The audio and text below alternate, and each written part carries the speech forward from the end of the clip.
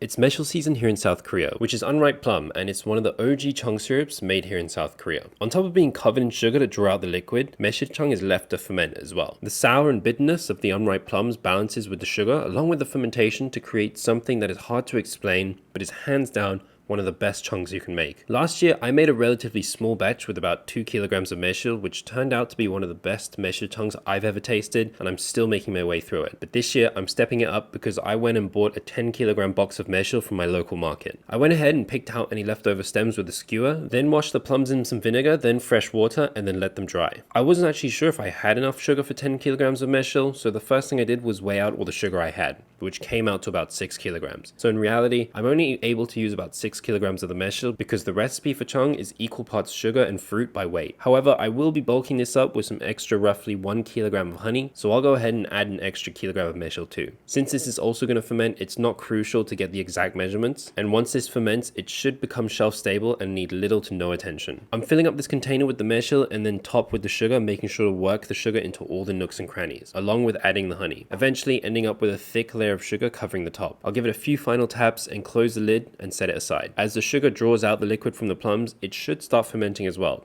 I'll leave this for a few months to ferment, so make sure you're following along to find out how this turns out. Or if you don't want to wait, you can check my profile to see how last year's batch turned out.